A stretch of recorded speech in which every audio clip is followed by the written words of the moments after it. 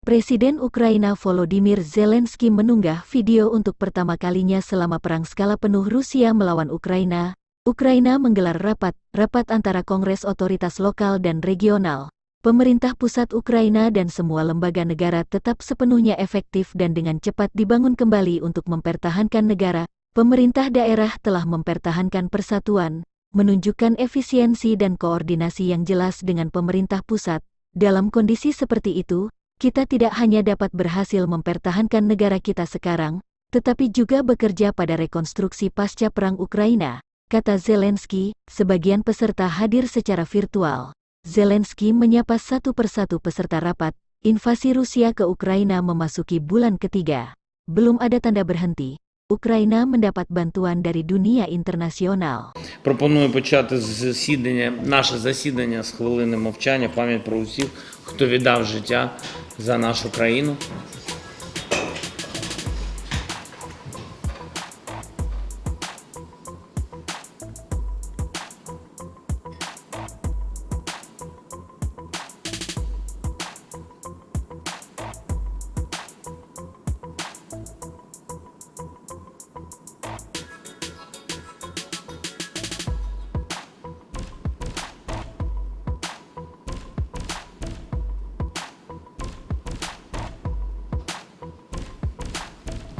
Дуже дякую.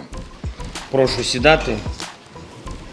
Декілька слів, а потім перейдемо до праці. Ви знаєте, що війна, яку Росія розпочала ще в 2014 році, а повномасштабне вторгнення, яке Росія розпочала 24 лютого проти нашої держави, це одразу стала ця війна народною. Приймаючи рішення про війну, керівництво Росії розраховувало на внутрішній розкол нашої держави. Ми всі сьогодні це усвідомлюємо і точно розуміємо на те, що українці не зможуть об'єднатися між собою, об'єднатися заради перемоги, яка точно вже буде, і ми це з вами точно знаємо з першого дня цього вторгнення. І я вважаю, що їх задача була зробити все, щоб центральна влада не працювала з місцевою владою, щоб об'єднання президента, Збройних сил і народу України відповідно не відбулось. На все це витрачені гроші, витрачені війська і витрачене життя російських військових. Ну, на життя російських військових нам, чесно кажучи, все одно вони прийшли зі своєю війною на нашу землю, але, на жаль, що витрачено дуже багато життів наших прекрасних українців. Але, ви знаєте, я впевнений, що заради їх пам'яті, заради наших дітей, заради нашого покоління, сучасності і заради майбутнього ми повинні робити все, щоб ця країна була, наша держава, прекрасна Україна, була дійсно прекрасною, була краще, ніж вона була до того.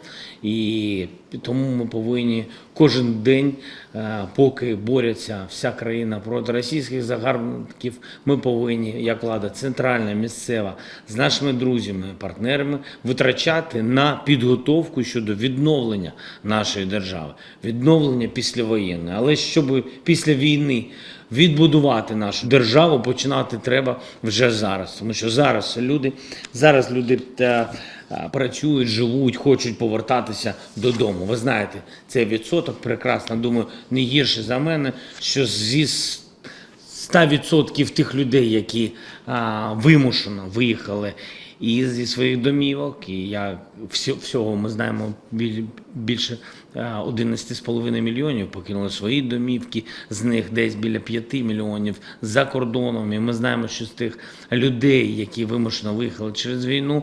95% хочуть вже зараз повернутися.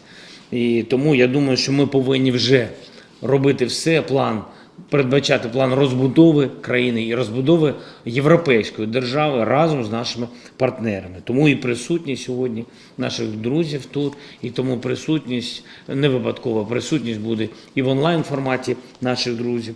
І тому тематика сьогодні, яку ми будемо розглядати на засіданні нашого конгресу, це перше, за моїм дорученням почалась підготовка до відбудови усього, що було зруйновано окупантами. Очевидно, що реалізація великого такого проєкту дійсно можлива за умови максимальної взаємодії нас з вами, всіх разом, місцевої влади, центральної влади і максимальна взаємодія з державами-партнерами, Європейським Союзом і з усіма можливими міжнародними організаціями, які вже підтримують цей проєкт. Проєкт щодо відновлення України. Лише попередня оцінка втрат України від війни сягає на сьогодні 600 мільярдів доларів США. Зруйновано або пошкоджено біля 32 мільйонів квадратних метрів житлової площі. Більше 1500 на сьогодні зафіксовано освітніх об'єктів, які були зруйновані, 350 об'єктів медичної сфери. Колосальні збитки зазнали економічні суб'єкти. Знищені сотні підприємств, приватних, сотні підприємств наших державних. Знищено, пошкоджено біля 2,5 тисяч кілометрів доріг і майже 300 мостів. І це не просто цифри статистики, це Маріуполь, це конкретні речі. Це Маріуполь, це Волноваха, Ахтирка, Чернігів, Бородянка.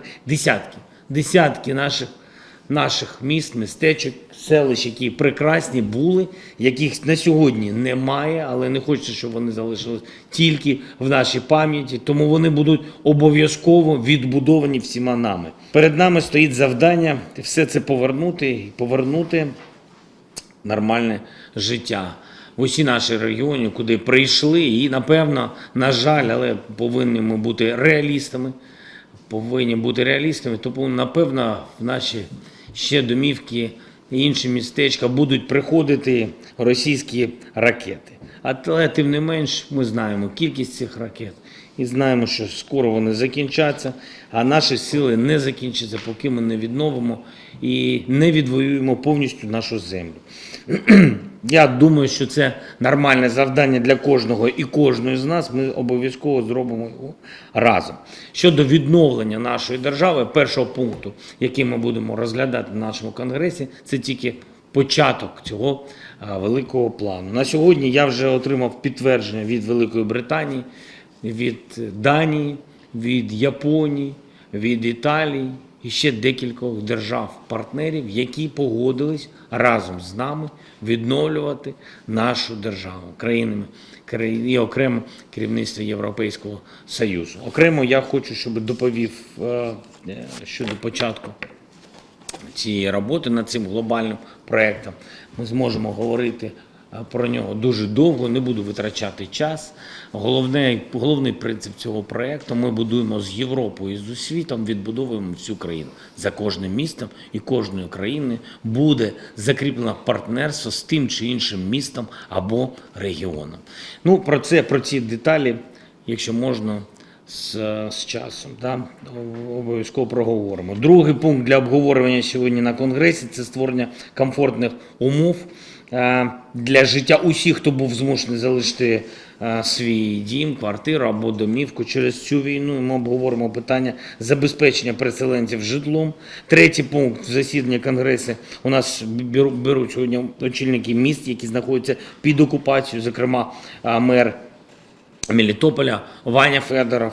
Обговоримо допомогу, яку центральна влада повинна, може і потрібно терміново, що ми можемо дати для тих людей, для містечок, які перебувають, на жаль, поки що в окупації. Четвертий пункт для нашого засідання – взаємодія правоохоронних органів та місцевої влади в умовах воєнного стану. Я хотів би, щоб пан міністр внутрішніх справ Денис Анатолійович, я думаю, він на зв'язку.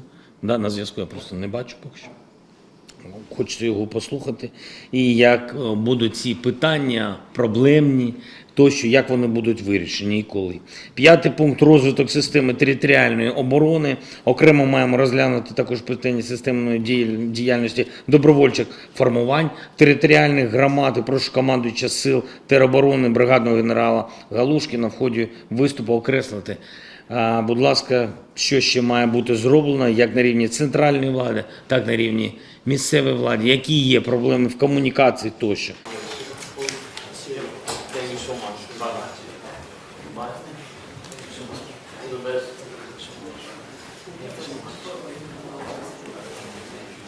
Terima kasih sudah nonton.